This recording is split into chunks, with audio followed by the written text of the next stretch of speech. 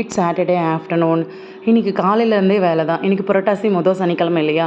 நம்ம வீட்டில் புரட்டாசி மொதல் சனிக்கிழமையே பெருமாளுக்கு சாமி கும்பிட்ருவோம். இருந்தாலும் இது விரதம் முடிக்கிற கணக்கு கிடையாது. புரட்டாசி முழு மாதமுமே நம்ம விரதம் இருப்போம். ஸோ காலையிலேருந்து வீடு க்ளீன் பண்ணுறது, பூஜை ஜாமான் க்ளீன் பண்ணுறது, சைட் பை சைட் சமையலையும் பார்த்துட்டு இருந்தேன். இன்றைக்கி பெருமாளுக்கு 5 வகையான சாதம் செய்யலாம், சாதம் செஞ்சு அப்படி படைச்சிக்கலான்னு சொல்லிட்டு தேங்காய் சாதம், தக்காளி, தயிர், எலுமிச்சை சாதம்னு எல்லாம் ஒன்று ஒன்றா பண்ணிகிட்டு இருந்தேன். கூடவே சக்கரை பொங்கலும் பண்ணியிருந்தேன். எனக்கு எப்பயுமே இந்த பூஜை ரூம் க்ளீனாக இருந்தால் போகும்போது வரும்போது எட்டி பார்த்துட்டு போகிற ஒரு கெட்ட பழக்கம் இருக்குது.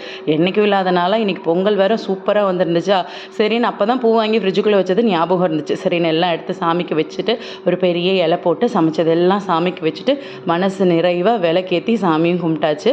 அண்ட் நீங்கள் சாமி கும்பிட்றத கும்பிடுங்க, நான் வந்த வேலையை பார்க்குறேன்னு தம்பி சார் இலையிலேருந்து வாழைப்பழத்தை தூக்கிட்டு ஓடிட்டார். அப்புறம் ஒரு வழியாக சாமி கும்பிட்டாச்சு. மனசுக்கு ரொம்பவே நிறைவாக இருந்துச்சு இந்த புரட்டாசி சனிக்கிழமை சாமி கும்பிட்டது. பெருமாளோட அருள் எல்லாருக்கும் கிடைக்கணும்னு நான் வேண்டிக்கிறேன்.